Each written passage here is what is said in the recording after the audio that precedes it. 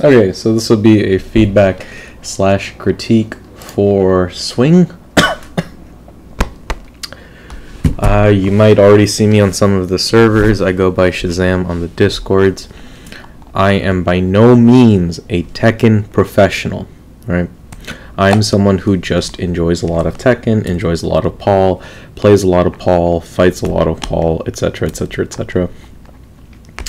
And based on all the hours I've spent on this game, I hope to provide some food for thought, right? Some feedback as to go, hey, why aren't you doing this or that? Or why aren't you trying this or that? And the feedback that I offer isn't necessarily going to be a, how do you say it? It's not going to be gospel. It's not going to suddenly rocket you up the tiers, right? But it's just to kind of point out areas you need to work on. It will hopefully give you a better sense of direction to improve your gameplay. All right, you know, with everything said, right, not a Tekken professional. It is by no means gospel. Take what I say into consideration, but take it with a grain of salt, right? If you have any comments, questions, concerns after this, feel free to ask in the Discord. Everybody's pretty helpful. And yeah, let's get right into it.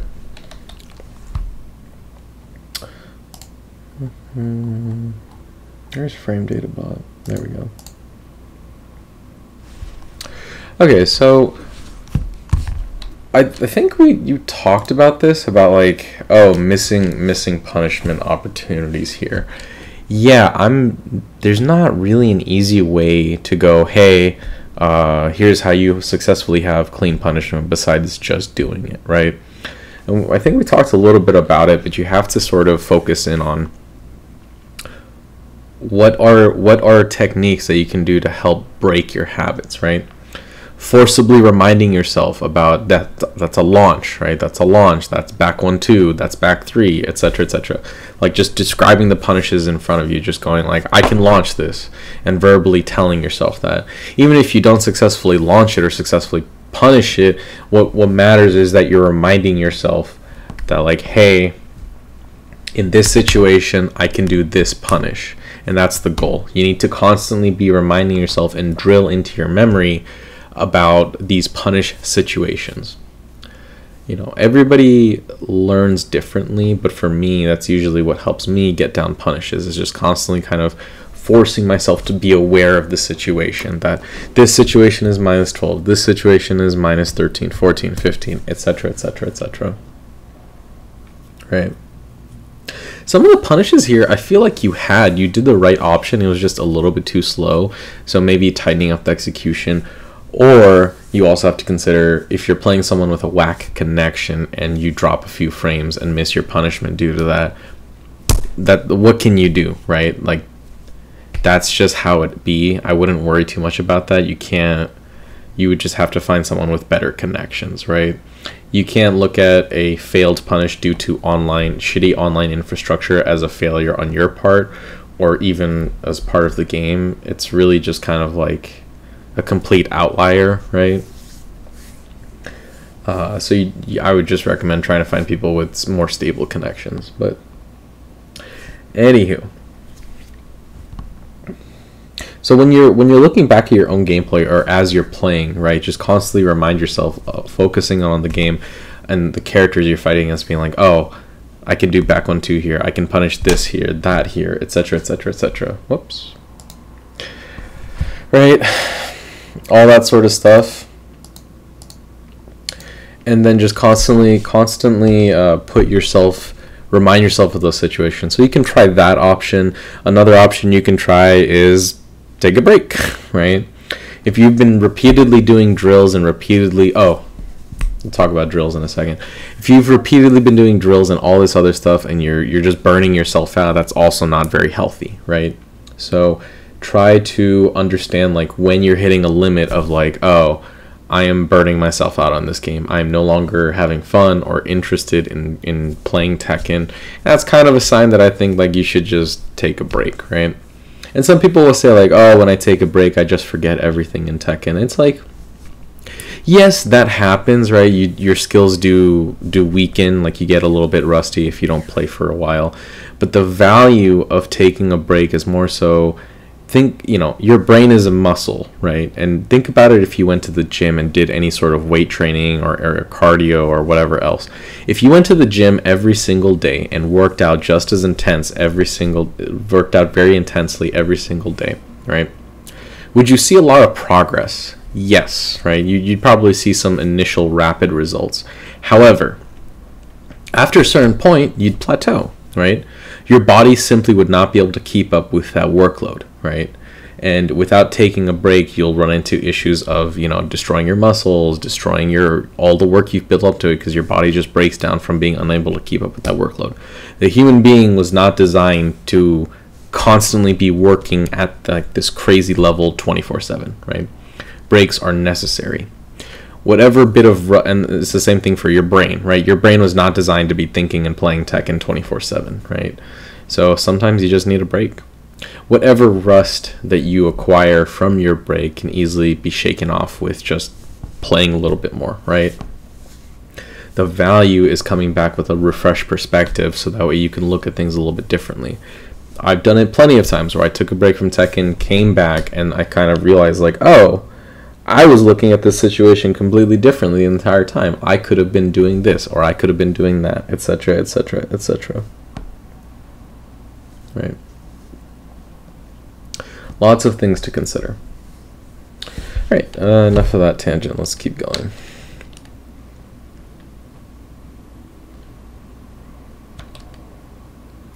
So you do. Oh wow, it was at range where it was +4.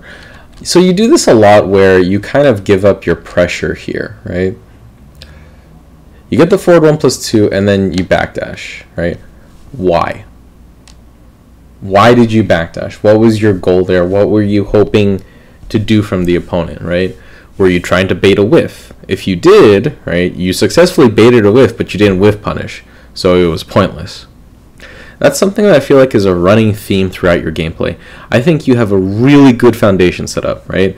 You're very defensive, you're constantly moving around, you're constantly backdashing, creating space from the opponent, and enabling mistakes that you can capitalize on.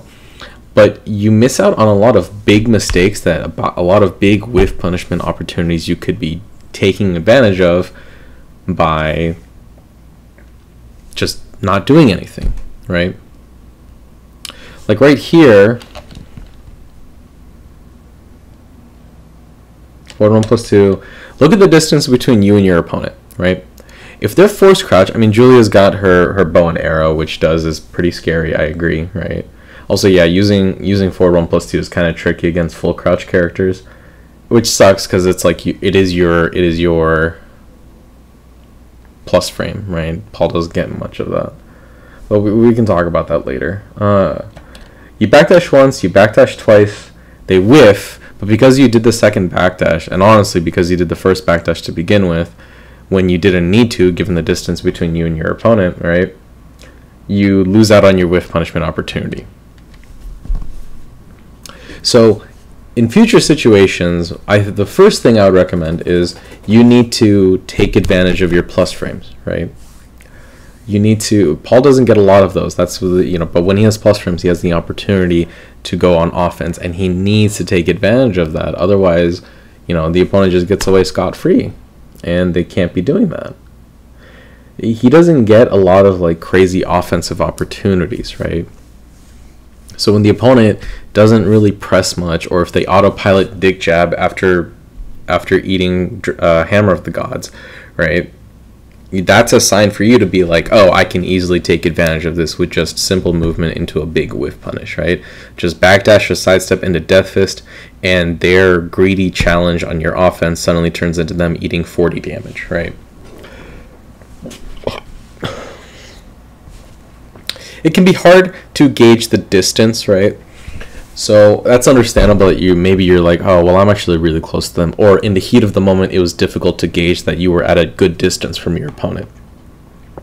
In those situations, I would still at least only commit to one backdash, right? one backdash, gauge what the opponent does, and then react accordingly. Just immediately autopiloting all the backdashes, you sacrifice a lot of room, right? It doesn't matter that much on an infinite stage, but it's more so you're sacrificing way too much ground, and then at which point Paul's got decent range on his whiff punishers, right? But now you've gone so far that like nothing's gonna hit. So it's one thing to be defensive, it's another thing to be very passive, right? And it's another thing to just be throwing away advantage that you didn't need to, right? Like, yes, you want to create some distance from the opponent. You don't necessarily want to be up close in their face, because that's not really where Paul excels. But when you start losing advantage, like losing on whiff punishment opportunities or sacrificing advantageous stage positioning, you have to reconsider your thought process there, right? Anyway, the long rambling whole point of this is when your opponent blocks Hammer of the Gods, right? You can do more to take advantage of your plus frames. Even doing something as simple as like wall standing 4 or something as simple as down back 4 to get in a little bit of chip damage can mean a lot, right? Because then they're more likely to just keep ducking after Hammer of the Gods, so then you can do another Hammer of the Gods or a different mid, right? Or if you see them ducking, you can just movement into another mid, right? Lots of options for you. But simply going, I'm going to press Hammer of the Gods and then do nothing with that advantage is just letting your opponent get away for free when they shouldn't.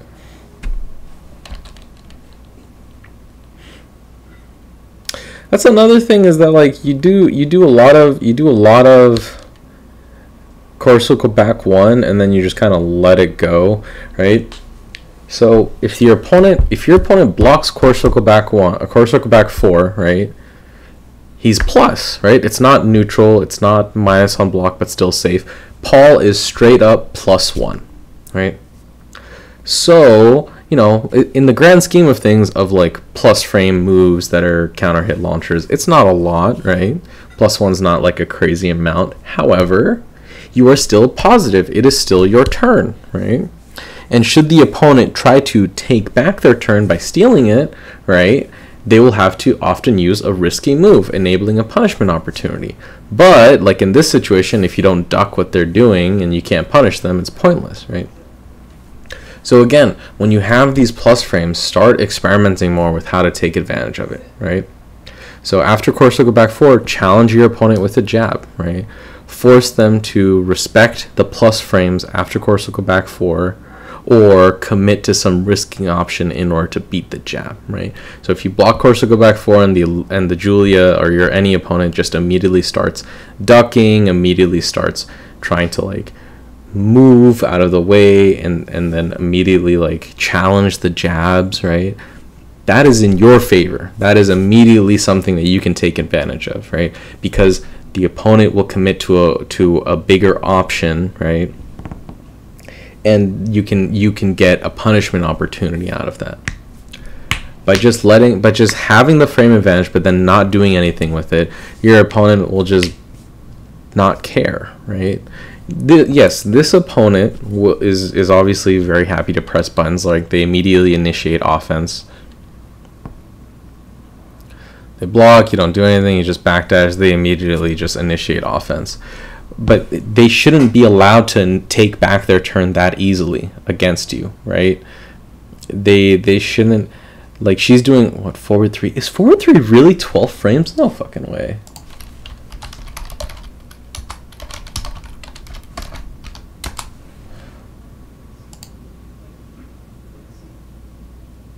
Okay, it's 13 frames, and then what is...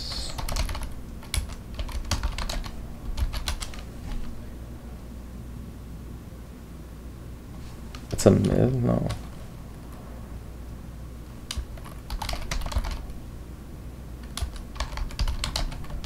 Three, 2? No, I don't know what the high is from Swift Step, right? Weird. But this move, right, if she's ready to like press a 13 frame stance into whatever else, right, she could have easily eaten a jab going into it, and it's like, oh, a jab's not a lot of damage. You're right, it's not, but it's free damage you would have gotten, right, that you're not getting otherwise. All of these things build up, right? A missed down by 4 opportunity or a missed jab opportunity, you miss 2 or 3 of those in a row, suddenly your opponent has 20 or more health than they would have, right? Suddenly you have to use one more poke or one more combo or one more mix-up. You have to constantly be looking out for any opportunities you can to start chipping away at your opponent, because that also further strengthens Paul's offense and defensive capabilities, right? The less health your opponent has to work with, even just 7 damage, right? That is more mental pressure on their end. That is more likely for them to go, oh shit, I need to take a risk in order to capitalize on something. It's more likely that they're going to be making a mistake as opposed to if they have more health to work with. And while it's not a lot on a singular hit, right? If I'm able to land like 5 free jabs, that's like 35 damage, right? That's one punishment opportunity. Think about how much easier it is to land a jab or a down back 4 as opposed to getting a full back 1-2 punish or a full launch punish, right? Yes, you get less reward, but throughout a match, you're going to get way more opportunities to land those moves, which is why it's so important. Especially in the case of a jab, right? Even if it doesn't land, as long as they block it, right? Boom, you have another plus frame situation. So then you can start poking at them again. Just do jab into jab, jab into 1-2, jab into jab, right?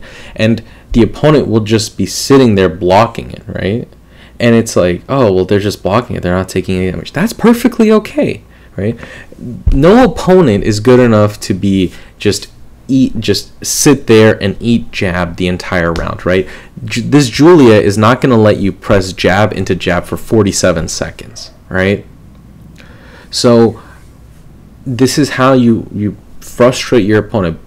As Paul, you just do a bunch of safe stuff on block and you keep chipping away at them, and then they keep being pressured into panicking or forcing to take back momentum.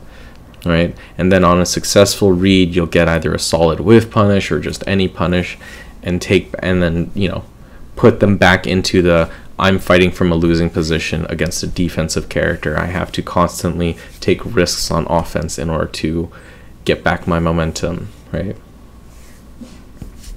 So let's keep going.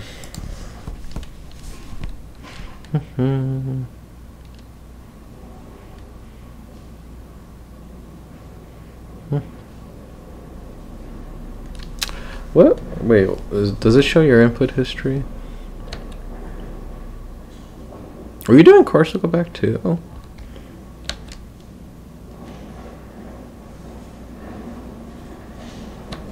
What did he counter hit you out of? No, that's weird. Don't press buttons on wake up, I guess.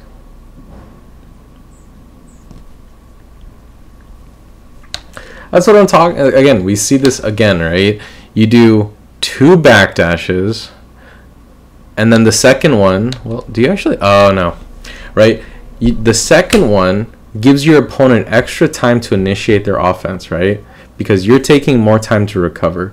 Whereas if you just did 1 backdash into the down 4-2 because you saw them whiff, right? You could have done something, or 1 backdash into death fist on the whiff of dick jab, right?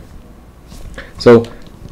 Try to rein in, like, the movement is solid, the movement is really good, but there is such a thing as excessive movement. So try to clean it up a little bit, right, and focus more on, okay, if I stop movement here, I can gain a bigger potential reward with a punishment opportunity. Basically, you just gotta pump the brakes. I'm amazed you hit her out of her hop kicks or whatever. Good punish. Wait, how minus is that move? Is it really? That was only -2. Weird.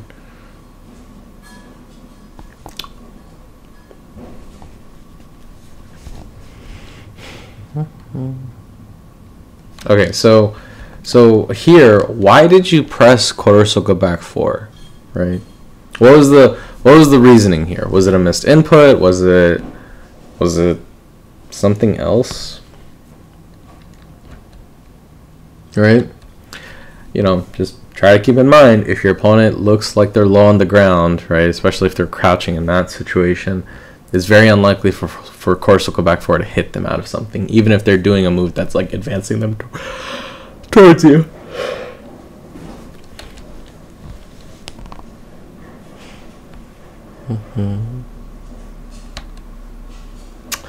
This one's more like just a knowledge check situation, right? Do you know how minus this move is on block? Yes, punish it. No, try and punish it with something, right? Anytime you block something, just press. Do you get a jab? Cool. In the future, can you get back 1? Make mental note of that, right? If you press something, do you immediately get counter hit? Then you go, oh shit, maybe they're plus there. As you get more familiar with context of a situation, it gets a little bit easier to discern that, like, oh, I shouldn't press something here because they either have advantage or my moves are too slow or something else. But you need to be testing the waters, or just look up a punish guide. Just be like, okay, what the fuck was that move? Look it up. Sweet, that's the punish. I'm gonna do that from now on. Good sidestep, unfortunate timing on the whiff punishment. I guess she just recovers way too fast. But that's the goal you should be going for, right? Minimal movement, the opponent commits to something, and then you have an opportunity for a whiff punish. Try to go keep up that ideal.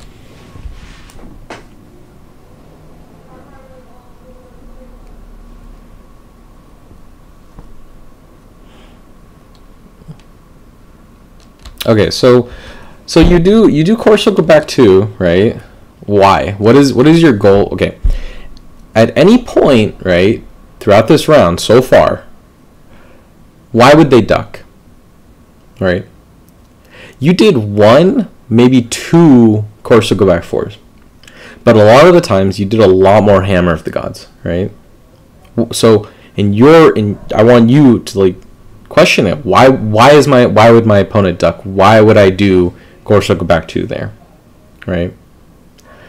Constantly be thinking about the situations, because what should be happening is, oh, I have not given my opponent sufficient reason to duck yet, which means I need to be doing more core circle back 4 or more core circle forward 3 to start racking up that chip damage, right? Force them to duck in neutral, and then you can go core circle back 2. Because right now, it doesn't do anything, right? This core circle back 2 could have been plus frames with core circle back 4, or could have been chip damage with core circle forward 3. Now granted, I think core circle back 2 has better range than both of those moves, but let's see at the range you're doing it at. Yeah, so that's kind of tough. I think at this range, I think core circle forward 3 would have been at least still hit at the very tip. Or you could do core circle forward, wait a little bit, and then press 3 to add a little bit more range. Like, they haven't really shown that, oh man, they're just ducking things on reaction yet. They just kind of block the moves. You don't do anything with your plus frames, and then they go, okay, cool. He did a move. He's not gonna press anything for the next like second or two, so I can start initiating my offense, right?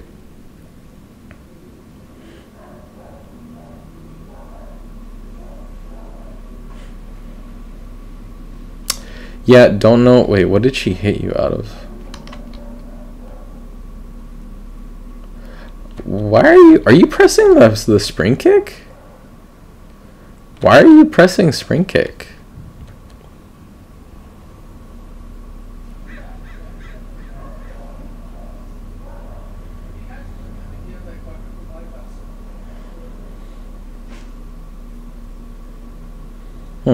Weird. Rip. Nice. That was really risky, but it worked out, whatever.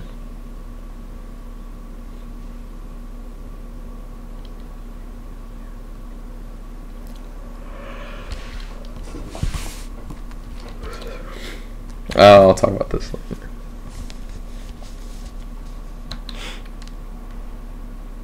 If you had time to do Corsical forward 3 and it landed as a punish, right?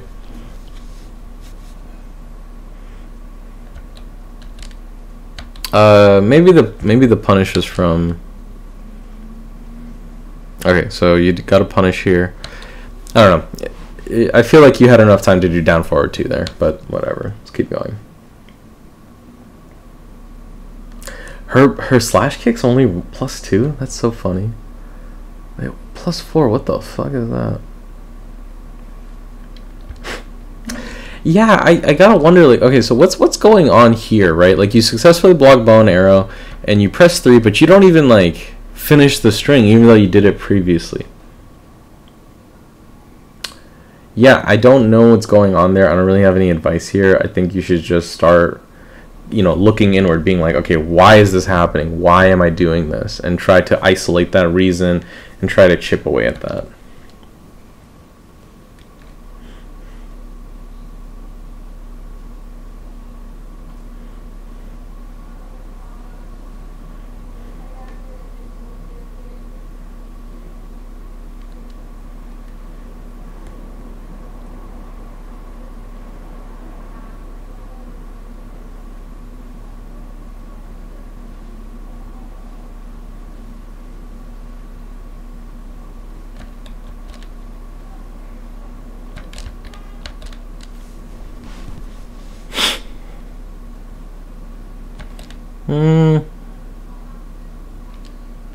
So I like what you do here. You go sidestep 3, you immediately jab to try and, you know, use up your frame advantage. But I think you could do a bit more, right? Like this could have been down forward 4 or down forward 1. Because think about it, right? And sidestep 3 leaves you at +4, right? That means a down forward 1 is going to trade at worst with jabs, right? There's literally nothing the opponent can do unless you're like Yoshi or some shit. They're going to have to either risk trading their jab with your down forward 1 or just hold it, right? And Paul's down forward 1, I think, is good, right? I don't think it's amazing because I think the hitbox is trash, but it's a very powerful tool when utilized properly, right? The backsway, the skill floor, the floor for down forward 1 backsway cancels is already really solid, right? Down forward 1 into backsway 4 leaves you a +1, right? To enable further offense or anything else. Down forward 1 backsway 2 will stop any opponent who tries to duck backsway 4. Down forward 1 backsway 3 will counter hit anybody who tries to challenge that transition, right? That's just the floor. Like the mix-up floor, the absolute minimum of what that move can do is already off to a solid start, right? It's not quite Fakramram levels of RPS, but it's pretty good, right? And the ceiling is potentially crazy, right? Because you can cancel the backsway into literally anything. You can do down forward 1 backsway sidestep cancel, and now all of a sudden your down forward 1 is +1, right? As opposed to -2, and without any commitment to any other move. You can, I do a lot of down forward 1 back into forward 1 +2, right? The range is a bit iffy, but if the opponent is standing still and they're not immediately jabbing because they don't want to risk challenging the backsway moves, right? I get a free plus frame situation, right? Doing down forward 1 backsway sidestep cancel into another sidestep 3, right? Because the opponent is just stand blocking, they don't want to press into it or they don't want to duck. And now I can do down forward 1 again, right? The potential possibilities are endless and they're very strong. And so when you have guaranteed opportunities to use his down forward 1 into mix-ups, highly recommend doing so. Like I said before, I don't think you going for a jab here was a bad idea. I just think you could be doing more with your plus frames. Gotta be punishing that. Gotta be ducking that. You tried. You did down forward 2 there, but you also have to understand, like, okay, so look at the frame status for Julia, right? She is, wait for it. She is crouching, right? Her hurt box is super low to the ground. She's in crouch status, which means unless your down forward 2 exactly counter hits her, right, you're not going to launch her. So there's two issues. There's two issues to think about here. The first issue is her hurt box is really low to the ground, right? I wish Tekken was a bit more consistent with its hurt boxes, but there's just going to be situations where it's like your hurt box was so low and my move that should hit you just doesn't, which is unfortunate, right? And then there's these situations where, like, look at the second issue. You got kind of lucky here that the Julia continued the string, and I mean they've always done their strings, which so that's fine. It's reasonable to go. They're going to continue the string. I can counter hit them with down forward too. But another thing to consider is if they stop at the first low, right, and they recover crouching, your down forward 2 is not going to do anything because it'll just hit them. It won't launch them, and then you just don't get anything out of them. So in this specific situation, right, they're doing some weird advancing low move on you, and you have a decent amount of room. Just do shredders, right? You can do singular hop kick, but singular hop kick's got like weird range. Shredders is more active, and you can at least be like, oh, the second hit will usually get people, right? And shredders hits pretty low to the fucking ground, right? So, food for thought there.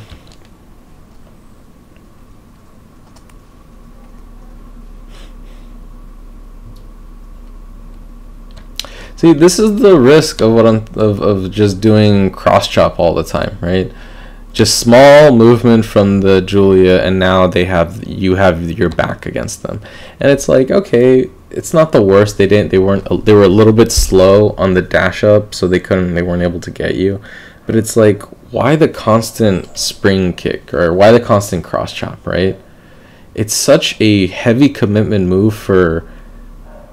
It is high reward because the guaranteed jab float is pretty funny, but it's like more often than not just going to be sidestepped, right? So then you just throw yourself at the opponent for weirder positioning. I don't know. I would recommend experimenting with how you get up and how you choose to get up. Sometimes the best get up option is just stay on the ground. Sometimes the best get up option is going to be quickly get up and do like a wall standing move, like wall standing 4 or something, right? I don't know, really reconsider what you're doing with your get up options. I feel like you're too committal when you don't need to be. Good job.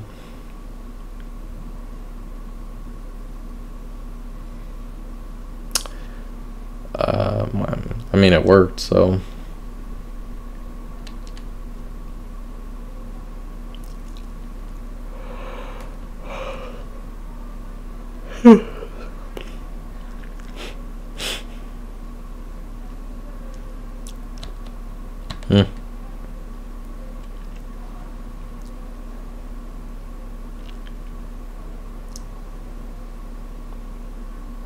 Again with the, I'm going to get plus frames and not do anything here, right? Like, yes, technically the opponent can dick jab and it will beat whatever you choose to do, but at least like sidestep, right? Your horizontal movement, right? Your horizontal movement of like back and forth, solid, right? Your lateral movement of just sidestepping could use a bit more creativity, a bit more work there, right? Sidestep into hop kick, sidestep shredder, sidestep down 4-2 would not work because I don't think you're going to counter hit them in time. So that won't do anything, right? But could definitely experiment more with this particular situation. They're +3, you're +3, so their dick jab's going to trade with anything 13 frames. You can't do back 1 because it will whiff because they're crouching. You could do down 1, but it will trade. Or no, down 1 will get beat up by dick jab. Yeah, so here at least you have to start considering your opponent's habits, right? Your opponent has consistently shown that if you put them in a forced crouch situation, they're either gonna go for a full crouch mix-up or at least dick jab into it, which means a simple backdash, see the whiff on the dick jab, and immediately go for your fastest whiff punish, right? Mid whiff punish at least. Will net you a lot of good rewards, right? So stuff to consider. Don't just give up your plus frames. If you want to play a safer route, there are better ways of doing so while at least making it so, how do I say this? There are still methods of being safe, right? on your plus frames, right, taking a low risk, low commitment option like movement, but still enabling you to take advantage of opportunities should they arise, right? Don't overcommit to backdashes. Just do one. Just do a sidestep here and there. Once you confirm the whiff, that way you'll still be in range for a punish opportunity, right? Don't overcommit to movement. I'm not sure what your thought process is, what's going on there, but you can at least you can figure it out. Or how do I say that? You can do a bit more with the plus frames. I can't believe that worked. I can't believe that dropped. Oh, nice, they're dead. Alright. That's really funny.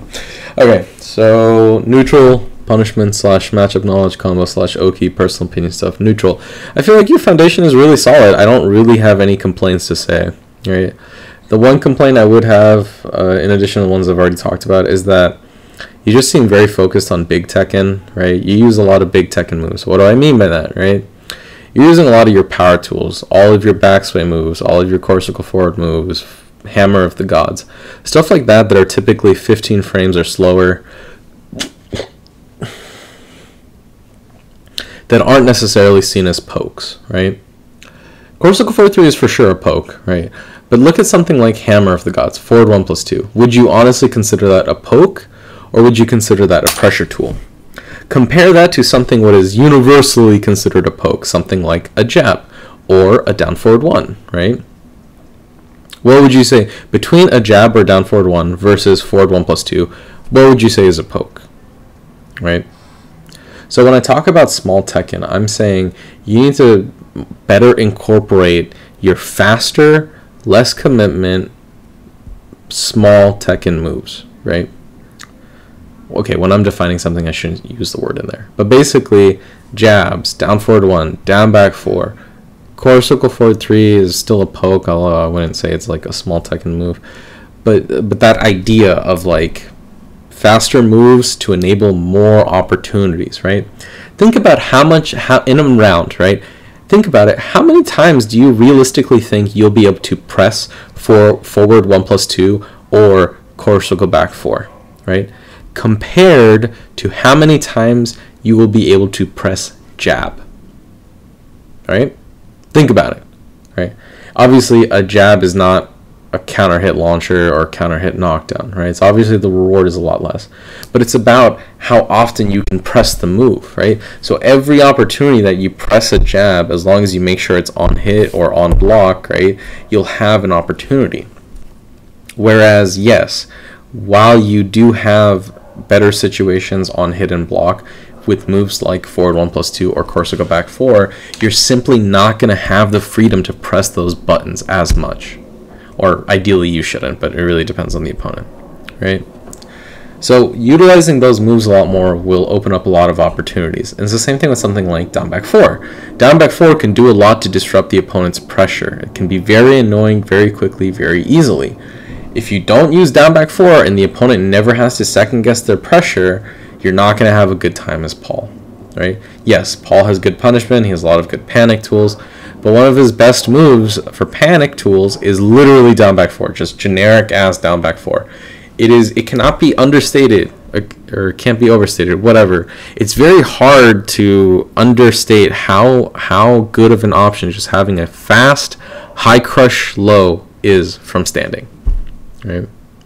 Think about I don't know if you play like other characters, but for example, someone like Josie or Fakamram, they do not have a generic fast high crush option from standing. And it completely changes how certain matchups will play, like Steve, right? Not having a fast standing high crush option in that matchup completely changes how you have to play it, right? So use your faster options to disrupt your opponent's offense and give yourself more opportunity to think, or just forcing more mistakes out of the opponent. Yes, if you do a singular down back 4, it won't amount to much. The opponent's going to be like, oh, well, that was annoying, but whatever, I'm just going to keep pressing my buttons. But if they keep up their flowchart offense and you just keep doing down back 4 to disrupt them, eventually they're going to get frustrated, and eventually they're going to be like, man, fuck this guy. I'm going to low parry, or I'm going to commit to a low crush option. So like Julia's hop kicks, right? Which you can punish as Paul easily. But you see what I'm saying, right? For a very low commitment option, you can still induce a lot of beneficial to you reactions from the opponent. Other aspects of neutral. Avoid the overcommitment on backdashing. You have to remember not to sacrifice so much positioning in the name of safety. You can't play so defensively and so passively to the point where you start losing out on advantage with positioning, right? There's no point in being like this defensive wall if you're not also taking the punishment opportunities when you can, right?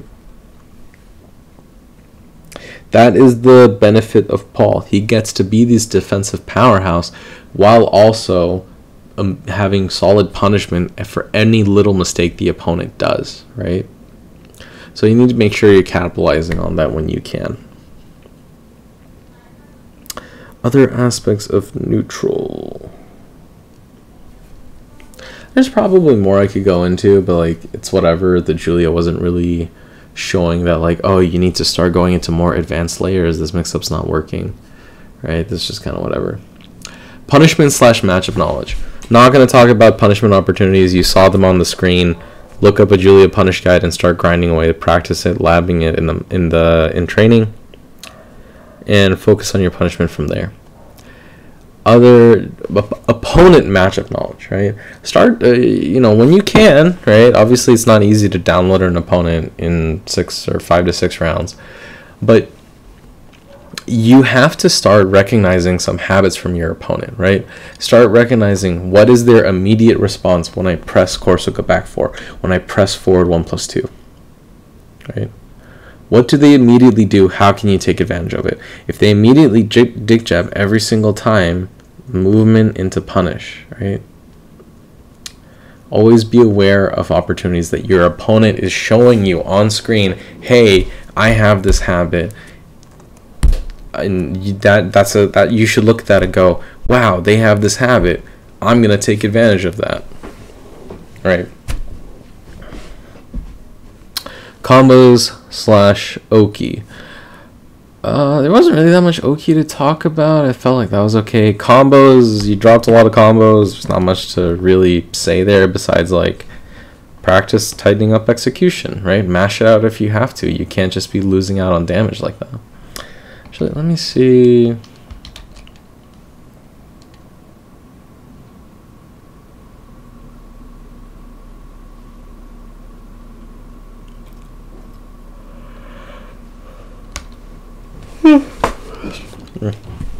That was fine.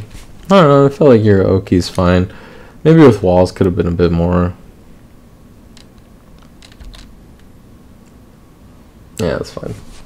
Yeah, combos, I would definitely recommend just trying to just tightening up the execution there, right?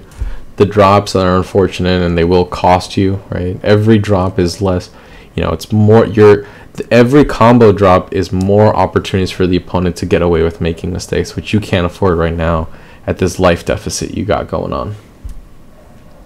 Personal opinion stuff, options that I think are neat, but your mileage may vary, right? Use more throws, use more lows, right? Use more down forward 1. I already talked about down forward 1, so I'm not going to go into that much more detail here. But you have to start really racking up chip damage on your opponent, right? Your foundation is solid, right? Super solid play, but you're not taking advantage of stuff where you can. You seem very content at letting go of your plus frames, but it's hurting you straight up, right? Because you're not pressing your advantage when you can. The opponent is too comfortable in taking back their turn when they shouldn't be, right? You need to always make them constantly be aware that like, oh, it's not your turn yet, it's not your turn yet, and force them into taking more extreme measures of, I have to deal with this guy jabbing me before I can take back my turn, right? So using stuff like quick lows, like down back 4 after forward 1+2, right? It's going to beat every option, including dick jab, because you'll be a frame faster than it due to advantage, right? And with throws, right? So let's say, maybe it shows up here. Like right here, right? If you just threw them, they will either, I mean, even if they break it, that's fine, right? But you're now making them aware that, like, oh, this person will throw me, right? One of the best things about Paul is that he has literally, well, practically every tool in the game, right? He has throws, lows, some pokes, incredible power moves with his mids, rage art cancel, etc., etc., etc. And so think about it. As an opponent, right, when your opponent's already stressing out, looking out for down forward 2, course will go back 4, course will go forward 3, forward 1+2, jabs, more poking, course will go forward 3+4, all of these start to add up. And as they're on the lookout for all of these moves, and then on top of that you start adding throws, right? Everybody's human. There's only so much the human brain can juggle and be on the lookout for, right? Nobody's a robot with perfect computational like threat assessment here. So experiment more with throws, start using them as a way for either free chip damage or just kind of making your opponent constantly be on the lookout for moves and pressuring their mental stack. Same thing with your lows. Like right here, right? You go forward 1+2. I mean, that's fine. Your opponent has shown they're not going to duck that often in neutral to begin with. So instead of doing standing 3, if you instead did course will go forward 3, you got free 17 frames or 17 damage, right? It's neutral on hit, which obviously you can't, like, it's not a clear-cut situation of taking back your turn. I mean, the move being neutral on hit is already amazing, but enough talk about that, right? But now you got free 17 damage where you would not have gotten before. Combine that with throws, combine that with more lows, and you start to see the damage really rack up and your opponent start to be more wary and being like, oh fuck, I gotta close out this game quickly, and they'll start taking risks in order to do that. Or, you know, they're like, oh, I don't care about this throw or low, I'm just gonna eat it and continue as is, right? If that's the case, then you go, cool, I'm just going to keep doing this until you do something about it. And all of a sudden, this massive health lead this Julia has starts whittling down until they're in a point where, like, a good rage art combo plus mix-up will kill them, right? So your foundation is solid, but because you don't take more advantage of your plus frames, because you don't take more opportunities for chip damage, your opponent doesn't feel as threatened as they should have. You're not really able to force out as many mistakes as you can, right? So definitely work on that. Other personal opinion stuff, options that I think are neat.